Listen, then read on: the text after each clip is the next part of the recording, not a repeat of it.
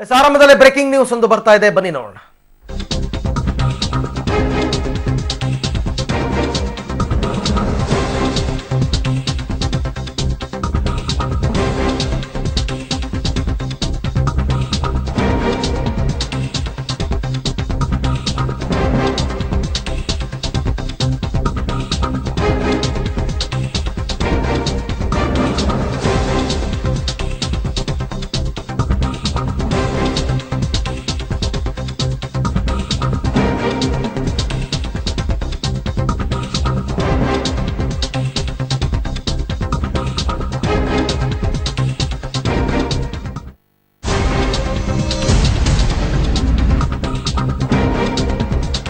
ಪ್ರಭಾಕರ್ ಭಟ್ ಮೇಲೆ ಸಿಎಂ ಸಿದ್ದರಾಮಯ್ಯ ಅವರ ಪ್ರಭಾವ ಒಂದು ರೀತಿ ಕೆಂಗಣ್ಣನ್ನ ಬೀರಿದ್ದಾರೆ ಅಂತ ಹೇಳಬಹುದು. 2 ಶಾಲೆಗಳಿಗೆ ಬರ್ತಾ ಇದ್ದ ನೆರವನ್ನ ಸರ್ಕಾರ ಇವಾಗ ಕಡಿತಗೊಳಿಸಿದೆ. ಕಲ್ಲಡ್ಕ ಪ್ರಭಾಕರ್ ಭಟ್ ಅವರ ಅಂದ್ರೆ ಅವರ ನೇತೃತ್ವದ 2 ಶಾಲೆಗಳಿಗೆ ಬರ್ತಾ ಇದ್ದ ನೆರವನ್ನ ಈಗ ಸರ್ಕಾರ ಕಡಿತಗೊಳಿಸಿದೆ. ಕಲ್ಲಡ್ಕ ಮತ್ತು ಬಂಟ್ವಾಳದ ಶ್ರೀದೇವಿ ವಿದ್ಯಾಕೇಂದ್ರಕ್ಕೆ ಈಗ ಅನುದಾನವನ್ನ ಕಡಿತಗೊಳಿಸಲಾಗಿದೆ.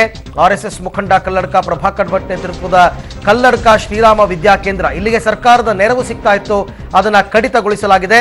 ಕಳೆದ 10 ವರ್ಷಗಳಿಂದ ಕೊಲ್ಲೂರು ಮೂಕಾಂಬಿಕಾ ದೇವಸ್ಥಾನದಿಂದ ಶಾಲೆಗಳಿಗೆ ಅನುದಾನ ಬರ್ತಾ ಇತ್ತು, ಆದರೆ ಅನುದಾನವನ್ನ ಕಡಿತಗೊಳಿಸಿ ಆದೇಶವನ್ನ ಹೊರಡಿಸಿದೆ ಸರ್ಕಾರ. 2 ಶಾಲೆಗಳನ್ನ ದತ್ತು ಪಡೆದುಕೊಂಡಿತ್ತು ಕೊಲ್ಲೂರು ಮೂಕಾಂಬಿಕಾ ದೇವಸ್ಥಾನ.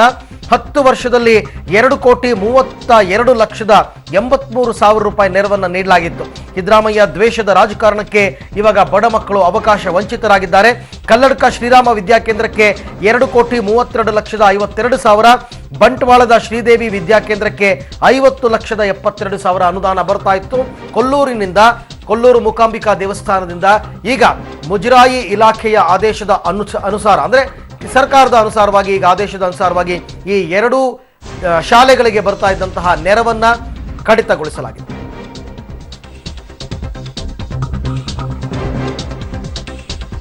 ಈ ಬಗ್ಗೆ ಮತ್ತಷ್ಟು ಮಾಹಿತಿಯನ್ನು ಪಡೆಯೋಣ ನಮ್ಮ ಪ್ರತಿನಿಧಿ ಸುಖಪಾಲ್ ಪೊಳಲಿ ಅವರಿಂದ.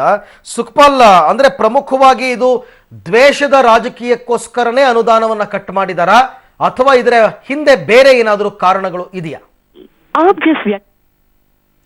ಓಕೆ, ನಮಗೆ ಸಂಪರ್ಕ ಸಾಧ್ಯ ಆಗಿಲ್ಲ, ಮತ್ತೆ ಸಂಪರ್ಕಿಸುವ ಪ್ರಯತ್ನವನ್ನ ಮಾಡ್ತೀನಿ. ಕಲ್ಲಡ್ಕ ಪ್ರಭಾಕರ್ ಭಟ್ ಅವರ ಮೇಲೆ ರಾಜ್ಯಕ್ಕೆ ಕಾಂಗ್ರೆಸ್ ಸರ್ಕಾರದ ಕೆಂಗಣ್ಣು ಬಿದ್ದಿದೆ. ಯಾಕೆಂದ್ರೆ ಇತ್ತೀಚಿನ ದಿನಗಳಲ್ಲಿ ಕರಾವಳಿ ಭಾಗದಲ್ಲಿ ನಡೆದಂತಹ ಕೋಮು ಗಲಭೆಗಳಿಗೆಲ್ಲ ಕಲ್ಲಡ್ಕ ಪ್ರಭಾಕರ್ ಭಟ್ ಅವರೇ ಕಾರಣ ಅಂತಕ್ಕಂಥದ್ದು. ಜೊತೆಗೆ ಸಿದ್ದರಾಮಯ್ಯನವರು ಒಂದು ಹಿರಿಯ ಪೊಲೀಸ್ ಅಧಿಕಾರಿಗಳ ಸಭೆಯಲ್ಲಿ ಕೂಡ ಒಂದು ಮಾತಾಡಿದ್ರು ರಹಸ್ಯವಾಗಿ, ಕಲ್ಲಡ್ಕ ಪ್ರಭಾಕರ್ ಭಟ್ರನ್ನ ಬಂಧಿಸಿ ಅಂತನ್ಬಿಟ್ಟು.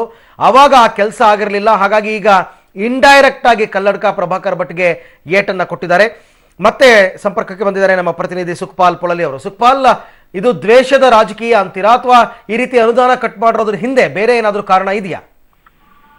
ಅರವಿಂದ್, ಒಂದು ಹಂತದಲ್ಲಿ ಈ 2 ಸ್ಕೂಲ್ಗಳಿಗೆ ಬರ್ತಾ ಇರುವಂತ ಅನುದಾನ ಇಷ್ಟು ಹೊತ್ತು ಸರ್ಕಾರಕ್ಕೆ ಗೊತ್ತಿಲ್ಲ ಅನ್ನುವಂತ ಪ್ರಶ್ನೆ. ಯಾಕಂತ ಹೇಳಿದ್ರೆ ಕಳೆದ ಬಿಜೆಪಿ ಸರ್ಕಾರ ಇದ್ದಾಗ 2 ಶಾಲೆಗಳಿಗೆ ಕೊಲ್ಲೂರು ಮೂಕಾಂಬಿಕಾ ದೇವಸ್ಥಾನದಿಂದ ಅನುದಾನವನ್ನ ಕೊಡ್ಲಾಗಿತ್ತು. ಅದು ಅಲ್ಲಿನ ಅನ್ನದಾನಕ್ಕಾಗಿ, ಸ್ಕೂಲಲ್ಲಿರುವಂತಹ ಅನ್ನದಾನಕ್ಕಾಗಿ ಅನ್ನುವಂತ ಹಿನ್ನೆಲೆಯಲ್ಲಿ ಕೊಡ್ತಾ ಇತ್ತು. ಆದ್ರೆ 10 ವರ್ಷಗಳಿಂದ ಕೊಡ್ತಾ ಇರುವಂತದ್ದು ಈಗ ಈ ಕೊನೆ ಗಳಿಗೆಯಲ್ಲಿ ಈ ರಾಜ್ಯ ಸರ್ಕಾರಕ್ಕೆ ಗೊತ್ತಾಗಿರ್ಬೋದು ಅಂತ ಅನಿಸುತ್ತೆ. ಯಾಕಂತ ಹೇಳಿದ್ರೆ ಕಳೆದ 4 ವರ್ಷಗಳಿಂದಲೂ ಈ ಬಗ್ಗೆ ಯಾವುದೇ ತಲೆ ಕೆಡಿಸ್ಕೊಂಡಿಲ್ಲ.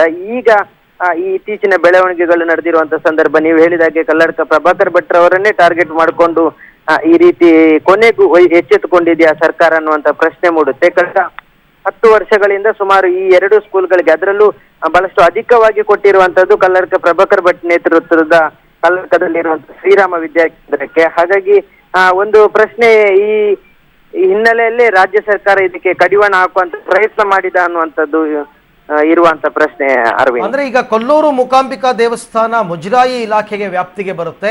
ಸೊ ಮುಜರಾಯಿ ಇಲಾಖೆ ವ್ಯಾಪ್ತಿಗೆ ಬರೋದ್ರಿಂದ ಸರ್ಕಾರಕ್ಕೆ ಸಂಪೂರ್ಣ ಹಿಡಿತಾ ಇದೆ, ಹಾಗಾಗಿ ಈಗ ಅನುದಾನವನ್ನ ಕಟ್ ಮಾಡಿಸಿದ್ದಾರೆ ಅಂತನಾ? ಹೌದು, ಖಂಡಿತ. ಕಳೆದ ಬಿಜೆಪಿ ಸರ್ಕಾರ ಇದ್ದಾಗ ಮುಜರಾಯಿ ಇಲಾಖೆಗೆ ಒಳಪಟ್ಟಿರುವಂತ ಈ ಕೊಲ್ಲೂರು ಮೂಕಾಂಬಿಕಾ ದೇವಸ್ಥಾನದ ವತಿಯಿಂದ ಇಲ್ಲಿಗೆ ಅನುದಾನವನ್ನ ಮಾಡಲಾಗಿತ್ತು. ಅದು ಸುಮಾರು ಸರ್ಕಾರ, ಬಿಜೆಪಿ ಸರ್ಕಾರ ಇದ್ದಾಗ 5 ವರ್ಷಗಳು ಮುಂದುವರೆದಿತ್ತು. ಅದೇ ಇನ್ನೊಂದು ಸರ್ಕಾರ ಬಂದಾಗ, ಕಾಂಗ್ರೆಸ್ ಸರ್ಕಾರ ಬಂದಾಗಲೂ ಅದು ಮುಂದುವರೆದಿತ್ತು.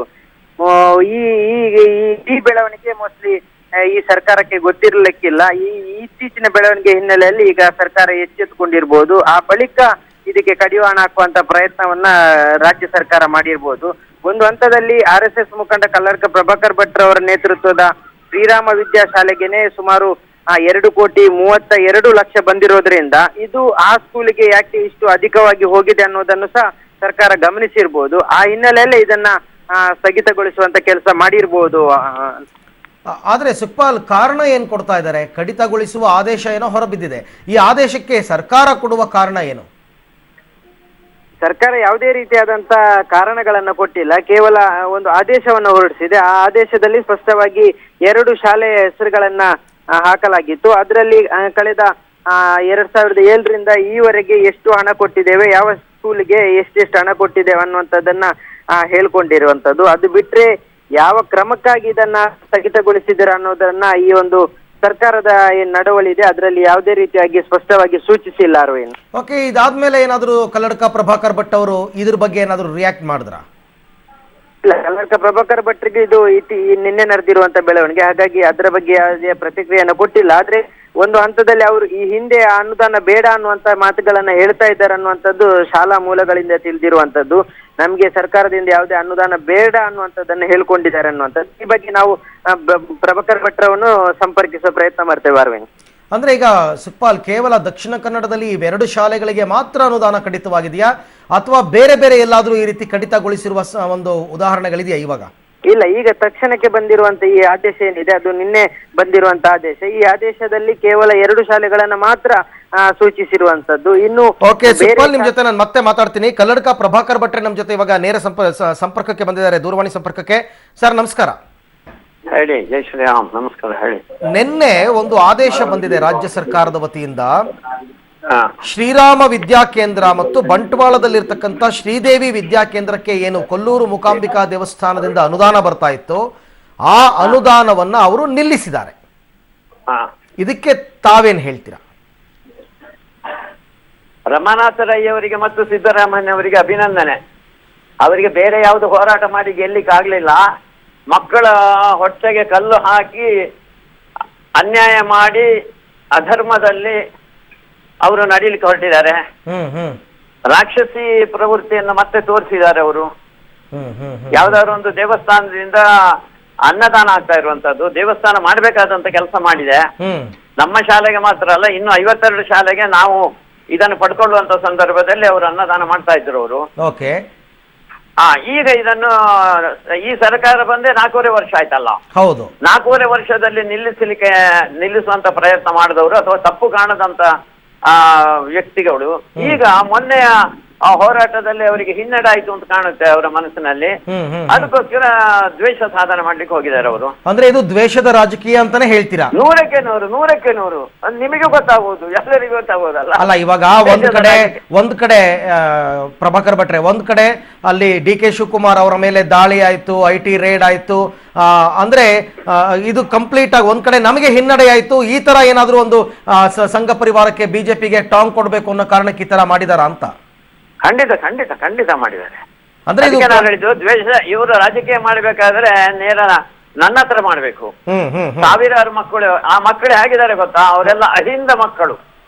ನಮ್ಮ ಶಾಲೆಯಲ್ಲಿ ಇರುವಂತ ಮಕ್ಕಳಲ್ಲಿ 92% ಮಕ್ಕಳು ಅಹಿಂದ. ಇವರು ಬಾರಿ ಬೊಬ್ಬ ಹೊಡಿತಾರಲ್ಲ, ಅದೇ ಅಹಿಂದ ಸರ್ಕಾರ, ಅಹಿಂದ ಸರ್ಕಾರ ಅಂತ. ಅಹಿಂದ ಸರ್ಕಾರ ಅಂತ ಹೇಳ್ತಾರಲ್ಲ. ಈಗ ಯಾಕೆ ಇದರಿಂದ ಹಿಂದಕ್ಕೆ ಬರ್ತಾ ಇದ್ದಾರೆ? ಅವರಿಗೆ ಅನ್ಯಾಯ ಮಾಡ್ತಾರೆ. ಯಾಕೆ ಮಾಡ್ತಾ ಇದ್ದಾರೆ? ಹೊಟ್ಟೆಗೆ ಅನ್ನ ಕೊಡೋದಕ್ಕೆ ಇವ್ರು ಯಾಕೆ ವಿರೋಧ ಮಾಡ್ತಾ ಇದ್ದಾರೆ? ಅದರಲ್ಲೂ ಪರ್ಟಿಕ್ಯುಲರ್ ಆಗಿ ಈ 2 ಶಾಲೆಗಳ ಯಾಕೆ ಅಂತ? ದೇವಸ್ಥಾನ ಮಾಡ್ಲೇಬೇಕಾದಂತ ಕಾರ್ಯ ಒಂದಿದು. ಅನ್ನದಾನ ದೇವಸ್ಥಾನದಲ್ಲಿ ಆಗ್ಬೇಕಲ್ಲ. ಕೋಟ್ಯಾಂತರ ಭಕ್ತರು, ಹಿಂದೂ ಭಕ್ತರು ಹೋಗಿ ಅಲ್ಲಿ ಅರ್ಪಣೆ ಮಾಡಿರುವಂತ ಹಣ ಅದು. ಅವರ ಅಪೇಕ್ಷೆನೂ ಇದೆ. ನಾವು ಮಾಡ್ತಾ ಇರುವಂತ ಹಣದಿಂದ ಸಾರ್ವಜನಿಕರು ಯಾರ್ಯಾರು ಇದ್ದಾರೆ, ದುರ್ಬಲರು ಯಾರಿದ್ದಾರೆ, ಕಷ್ಟದಲ್ಲಿ ಯಾರಿದ್ದಾರೆ, ಅವರಿಗೆ ಸಾಕಾರ ಆಗ್ಲಿ ಅಂತ ದೇವರ ಹತ್ರ ಪ್ರಾರ್ಥನೆ ಮಾಡಿಕೊಂಡು ಅವರು ಅಲ್ಲಿ ಹಣ ಹಾಕಿರೋದು. ಹೌದು. ಆ ಹಣ ಅದಕ್ಕೆ ಉಪಯೋಗ ಆಗ್ಬೇಕಲ್ಲ. ಹೌದು, ಇವರ ಜೇಬು ತುಂಬಿಸ್ಲಿಕ್ಕೆ ಆಗ್ಬಾರ್ದಲ್ಲ, ಅಥವಾ ಇನ್ಯಾವುದೇ ಕಾರ್ಯಕ್ರಮಕ್ಕೆ ಅದನ್ನು ಉಪಯೋಗ ಮಾಡಬಾರ್ದಲ್ಲ. ಅದನ್ನು ಮಾಡ್ಬೇಕಾದ್ರೆ ಸಮಾಜದಿಂದ ಪಡೆದಿರುವಂತದ್ದು ಸಮಾಜಕ್ಕೆ ವಾಪಸ್ ಕೊಡ್ಬೇಕು ಅವರು. ಪ್ರಭಾಕರ್ ಭಟ್ರೆ, ನನಗೊಂದು ಅನುಮಾನ ಇದೆ. ಈ ಶಾಲೆಗಳಿಗೆ ಕೊಟ್ಟ ಅನುದಾನದ ಹಣ ದುರ್ಬಳಕೆ ಆಗಿದೆ, ಹಾಗಾಗಿ ನಾವು ಅನುದಾನವನ್ನ ಕಟ್ ಮಾಡ್ತೀವಿ ಅಂತ ಆ ತರ ಏನಾದ್ರು ಇರ್ಬೋದಾ? ನೋಡ್ಬೋದು, ಅವರು ಅದು ಮಾಡ್ಬೋದು. ಅದಕ್ಕೆ ನಂದು ಸ್ವಾಗತ. ಅಂದ್ರೆ ಇಲ್ಲಿ ದುರ್ಬಳಕೆ ಆಗಿದೆ ಅಂತ ಅವರಿಗೆ ಕಂಡ್ರೆ ಯಾರನ್ನು ಬೇಕಾದ್ರೆ ಕಳಿಸಲಿ ಅವರು. ನಾವು ಅದರ ಮಧ್ಯ ಪ್ರವೇಶನೆ ಮಾಡೋದಿಲ್ಲ. ಅವರು ಬಂದು ಇಲ್ಲಿ ಲೆಕ್ಕಾಚಾರ ನೋಡ್ಲಿ ಅಥವಾ ಇಲ್ಲಿ ಬಂದು ಅದನ್ನು ಗಮನಿಸಲಿ ಒಂದ್ಸಲ. ನಾನು ಅವರನ್ನು ಸ್ವಾಗತ ಮಾಡ್ತೇನೆ. ನಾನು ಇಲ್ಲಿದ್ದಂತ ನಮ್ಮ ಉಸ್ತುವಾರಿ ಮಂತ್ರಿಗಳು ಒಂದ್ಸಲ ನಮ್ಮ ಶಾಲೆಗೆ ಬರಬೇಕು ಅಂತ ಹಿಂದೆ ಕೇಳ್ಕೊಂಡಿದ್ದೆ, ಅವ್ರು ಬರ್ಲಿಲ್ಲ. ಅವರು ಇವತ್ತು ನಾನು ಮತ್ತೆ ಕೇಳ್ತೇನೆ, ಅವ್ರು ಮಧ್ಯಾಹ್ನದ ಊಟದ ಹೊತ್ತಿನಲ್ಲಿ ಅವ್ರೊಂದ್ಸಲ ಬರ್ಲಿ. ಓಕೆ, ನಮ್ಮ ಅಡಿಗೆ ಕೋಣೆಗೆ ಬೇಕಾದ್ರೆ ಒಂದ್ಸಲ ಹೋಗ್ಲಿ, ಸರಿ, ಅಥವಾ ಉಳಿದಂತ ವ್ಯವಸ್ಥೆಗಳನ್ನು ಒಂದ್ ಸ್ವಲ್ಪ ನೋಡ್ಲಿ. ಇಡೀ ರಾಜ್ಯದಲ್ಲಿ ಕನ್ನಡ ಮಾಧ್ಯಮದಲ್ಲಿ ಅತ್ಯಂತ ಗರಿಷ್ಠ ಪ್ರಾಥಮಿಕ ಶಾಲೆಯಲ್ಲೇ ನಮ್ಮದು 1064 ಮಕ್ಕಳಿದ್ದಾರೆ, ಪ್ರೌಢ ಶಾಲೆಯಲ್ಲಿ 910 ಮಕ್ಕಳಿದ್ದಾರೆ. ಯಾವ್ದಾದ್ರು ಇನ್ನೊಂದು ಶಾಲೆ ಇಡೀ ನಮ್ಮ ರಾಜ್ಯದಲ್ಲಿ ಇದೆಯಾ ಅಂತ ಕೇಳಿ ಅವರು. ಇದು ಕರ್ನಾಟಕ, ಕನ್ನಡಕ್ಕೆ ನಾವು ಭಾರಿ ಬೆಂಬಲ ಕೊಡ್ತೇವೆ ಅಂತ ಸುಳ್ಳು ಸುಳ್ಳು ಮಾತಾಡ್ತಾರಲ್ಲ. ಒಂದು ದಿನ ಬಂದು ಈ ಶಾಲೆಯನ್ನು ನೋಡ್ಬೇಕು ಅಂತ ಅವ್ರಿಗೆ ಕಾಣ್ಲಿಲ್ಲ ಅಲ್ಲ, ನೋಡ್ಬೋದಾಗಿತ್ತಲ್ಲ ಅವರಿಗೆ. ಕನ್ನಡಕ್ಕೆ ಬೆಂಬಲ ಕೊಡುವಂತವ್ರು ಮಕ್ಕಳಿಗೆ ಕನ್ನಡ ಕಲಿಸ್ತಾ ಎಲ್ಲ ರೀತಿಯ ವಿದ್ಯಾಭ್ಯಾಸವನ್ನು ಕೊಡ್ತಾ ಇರುವಂತ ಒಂದು ಸಂಸ್ಥೆ, ಅದನ್ನ ನೋಡ್ಬೇಕು ಅಂತ ಅವರಿಗೆ ಅನಿಸ್ತಾ ಇಲ್ಲ. ಕನ್ನಡಕ್ಕೆ ಕಲ್ಲು ಹಾಕ್ತಾರೆ ಇವರು. ಹೌದು, ಬಂದು ನೋಡ್ಲಿ ದಯವಿಟ್ಟು. ನೀವು ನಿಮ್ಮತ್ತವರು ಬಂದು ನೋಡ್ಬೇಕು ಒಂದ್ಸಲ ನಮ್ಮ ಶಾಲೆಯನ್ನು ನಾವೇನ್ ಮಾಡ್ತಾ ಇದ್ದೇವೆ. ಈಗ ಪ್ರಭಾಕರ್ ಭಟ್ರೆ, ಶ್ರೀರಾಮ ವಿದ್ಯಾ ಕೇಂದ್ರ ಮತ್ತು ಶ್ರೀದೇವಿ ವಿದ್ಯಾ ಕೇಂದ್ರ ಎರಡಕ್ಕೆ ಮಾತ್ರ ಅನುದಾನ ಕಡಿತಗೊಳಿಸಿರೋದು ಯಾಕೆ? ಅಲ್ಲ, ಅದು ದ್ವೇಷದ ರಾಜಕಾರಣ ರೀ. ಅದ್ರ ಹಿಂದೆ ಕಲ್ಲಡ್ಕ ಪ್ರಭಾಕರ್ ಭಟ್ರು ಇದ್ದಾರೆ ಅಂತನಾ? ಖಂಡಿತ, 100ಕ್ಕೆ 100. ಅದಕ್ಕೆ ನಾನು ಹೇಳ್ತಾ ಇರೋದು, ಇವರು ಹೋರಾಟ ಮಾಡ್ಬೇಕಾದ್ರೆ ನನ್ನ ಹತ್ರ ಹೋರಾಟ ಮಾಡ್ಬೇಕು, ನೇರವಾದ ಯುದ್ಧ ಮಾಡ್ಬೇಕು. ಯುದ್ಧ ಮಾಡ್ಬೇಕಾದ್ರೆ ಸಮಾಜದ ಜೊತೆಯಲ್ಲಿ ಯುದ್ಧ ಮಾಡ್ಬೇಕಲ್ಲ. ಆ ಮಕ್ಕಳ ಭವಿಷ್ಯಕ್ಕೆ, ಆ ಮಕ್ಕಳ ಹೊಟ್ಟೆಗೆ ಯಾಕೆ ಕೊಡಬೇಕು ಅಂತ. ಅಲ್ಲ, ನನಗೆ ಅವರು ಸಮಾನರಲ್ಲ, ಆದ್ರೂ ನಾನು ಹೇಳ್ತಾ ಇರೋದು. ಅಲ್ಲ, ಯಾರ್ದೋ ಮೇಲಿನ ಕೋಪಕ್ಕೆ ಬಡ ಮಕ್ಕಳ ಹೊಟ್ಟೆ ಮೇಲೆ ಯಾಕೆ ಹೊಡಿಬೇಕು ಅಂತ ತಾವು? ನಿಮ್ಮ ಮೇಲಿನ ಕೋಪಕ್ಕೆ ಬಡ ಮಕ್ಕಳ ಹೊಟ್ಟೆ ಮೇಲೆ ಯಾಕೆ ಹೊಡಿಬೇಕು ಅಂತ? ಖಂಡಿತ. ನೋಡಿ, 3 ವರ್ಷ 10 ತಿಂಗಳಿಂದ ಹಿಡಿದು 15 ವರ್ಷದವರೆಗೆ ಇರುವಂತ ಮಕ್ಕಳು, ನಾನು ಆಗ್ಲೇ ಹೇಳಿದೆಲ್ಲ, 92% ಮಕ್ಕಳು ಅವರು ಅಹಿಂದಕ್ಕೆ ಸೇರಿದಂತವ್ರು. ಅಹಿಂದಕ್ಕೆ ಬಂದು ಇಲ್ಲಿ ದಾಖಲೆಗಳನ್ನು ಪರಿಶೀಲನೆ ಮಾಡಬಹುದು, ಇಲ್ಲಿ ಎಲ್ಲ ಲೆಕ್ಕಾಚಾರಗಳನ್ನು ನೋಡಬಹುದು. ಅದಕ್ಕೆ 100ಕ್ಕೆ 100 ಸ್ವಾಗತ. ಯಾರು ಬೇಕಾದ್ರೂ ಬರ್ಬೋದು. ಈಗ ಮುಂದೇನು ಅಂತ ಬಂದಾಗ ಇನ್ಕಮ್ ಟ್ಯಾಕ್ಸ್ ನವರು ರೈಡ್ ಮಾಡಬಹುದು, ಬೇರೆ ಯಾರಾದ್ರೂ ರೈಡ್ ಮಾಡಿರ್ಬೋದು. ಪ್ರಭಾಕರ್ ಭಟ್ರೆ, ಈಗ ಮುಂದೇನು ಅಂತ, ಹಸಿದ ಮಕ್ಕಳಿಗೆ ಮುಂದಿನ ವ್ಯವಸ್ಥೆ ಏನು? ಅಲ್ಲ, ನಾವು ಮತ್ತೆ ಭಿಕ್ಷೆ ಬಿಡ್ಬೇಕಲ್ಲ. ನಾವಂತೂ ಮಕ್ಕಳಿಗೆ ಊಟ ಕೊಡೋರೆ, ಅದರಲ್ಲಿ 2 ಪ್ರಶ್ನೆ ಇಲ್ಲ. ಅದು ನಮ್ಮ ಸಂಕಲ್ಪ. ಅದು ಮಕ್ಕಳಿಗೆ ಅನ್ನ ಹಾಕ್ತೇವೆ ನಾವು, ಅನ್ನದಾನ ಮಾಡ್ತೇವೆ ನಾವು. ಅದಕ್ಕೋಸ್ಕರ ಇನ್ನು ನಿಮ್ಮಂತ ಅನೇಕ ಜನ ಇದಾರಲ್ಲ, ಅವ್ರ ಹತ್ರ ಭಿಕ್ಷೆ ಬೇಡ್ತೇವೆ, ಕೊಡಿ ಇದಕ್ಕೋಸ್ಕರ ಅಂತ. ಇವರು 1 ರೂಪಾಯಿಗೆ ಅಕ್ಕಿ ಕೊಡ್ತಾರೆ, ಅಂಗನವಾಡಿ ಮಕ್ಕಳಿಗೆ ಮೊಟ್ಟೆ ಕೊಡ್ತಾರೆ. ನಮ್ಮ ಈ ಹಸಿದ ಮಕ್ಕಳಿಗೆ ಅನ್ನ ಕೊಡ್ಲಿಕ್ಕೆ ಏನ್ ತೊಂದರೆ ಇವರಿಗೆ? ದೇವಸ್ಥಾನ ಏನೋ ಲಾಸ್ ಕಂಪನಿನ? ಅದು ಲಾಸ್ ಆಗಿದೆ, ಈಗ ಲಾಸ್ ಬಜೆಟ್ ನಲ್ಲಿ ಇದೆಯಾ ಅದು? ಅಲ್ಲಿ ಬೇಕಾದಷ್ಟು ಹಣ ಇದೆಲ್ಲ. ಪಾಪ ಅವರು ಅಲ್ಲೇ ಸಮಿತಿಯವರು ಒಪ್ಪಲಿಲ್ಲ ಇದನ್ನು. ನೀವು ಒಂದ್ಸಲ ಗಮನಿಸಿ ಅದನ್ನು, ಅಥವಾ ನೀವು ಅದನ್ನು ಕೇಳ್ಕೊಳ್ಳಿ. ಆ ಸಮಿತಿಯವರು ಒಪ್ಪಲಿಲ್ಲ. ನಾನು ಸತ್ಯ ಹೇಳ್ತೇನೆ, ಅಲ್ಲಿದ್ದಂತ ಕಾಂಗ್ರೆಸ್ಸಿನ MLA ಯಾರಿದ್ದಾರೆ, ಶಾಸಕರು ಯಾರಿದ್ದಾರೆ, ಅವರು ಕೂಡ ಇದಕ್ಕೆ ವಿರೋಧ ವ್ಯಕ್ತಪಡಿಸಿದ್ರು. ಬರೇ ರಮಾನಾಥರ ಆ ದ್ವೇಷ ರಾಜಕಾರಣಕ್ಕೆ ಕಣ್ಣು ಮುಚ್ಚಿ ಸಿದ್ದರಾಮಯ್ಯನವರು ಸಹಿ ಹಾಕಿ ಮಂತ್ರಿಮಂಡಲದಲ್ಲಿ ರದ್ದು ಮಾಡಿದ್ದಾರೆ. ಪ್ರಭಾಕರ್ ಭಟ್ರು ಭಿಕ್ಷೆ ಬೇಡಬೇಕು ಅನ್ನೋದೇ ಅವ್ರ ಉದ್ದೇಶ ಆಗಿತ್ತ ಹಾಗಾದ್ರೆ? ನಾನು ಭಿಕ್ಷೆ ಬೇಡಲಿಕ್ಕೆ ತಯಾರು. ನನ್ನ ಸ್ವಂತಕ್ಕಲ್ಲ, ನನ್ನ ಹೆಂಡತಿ ಮಕ್ಕಳಿಗೆಲ್ಲ ಭಿಕ್ಷೆ ಬೇಡ್ತಾ ಇರುವಂತದ್ದು. ಸಾವಿರಾರು ಜನ ಯಾರಿದ್ದಾರೆ, ದುರ್ಬಲರು ಯಾರಿದ್ದಾರೆ, ಅಶಕ್ತರು ಯಾರಿದ್ದಾರೆ, ಅಂತವರಿಗೋಸ್ಕರ ಭಿಕ್ಷೆ ಬೇಡ್ತೇನೆ ನಾನು. ಅದಕ್ಕೆ ನನಗೆ ನಾಚಿಕೆನೇ ಇಲ್ಲ, ಅದು ನನ್ನ ಹೆಮ್ಮೆಯ ವಿಷಯ. ಅದಕ್ಕೋಸ್ಕರ ಇವರೇನೋ ನಮ್ಮನ್ನು ಮುಗಿಸ್ತಾರೆ ಅಂತ ಯೋಚನೆ ಮಾಡೋದು ಬೇಡ. ಇವರಿಂದ ಮುಗಿಸಲಿಕ್ಕೆ ಸಾಧ್ಯನೂ ಇಲ್ಲ. ಅಂತ ಒಳ್ಳೆ ಶಿಕ್ಷಣ ಸಂಸ್ಥೆಯನ್ನು ನಾವು ಕಟ್ಟಿದ್ದೇವೆ. ಬಂದು ನೋಡ್ಲಿ ಅವರು. ಎಲ್ಲ ಪಾರದರ್ಶಕ, ಇಲ್ಲಿ ಯಾರು ಬೇಕಾದ್ರೂ ಬರ್ಬೋದು. ಪ್ರಭಾಕರ್ ಭಟ್ರೆ, ಥ್ಯಾಂಕ್ ಯು. ಪಬ್ಲಿಕ್ ಟಿವಿ ಜೊತೆ ಮಾತಾಡಿದಕ್ಕೆ ಧನ್ಯವಾದ.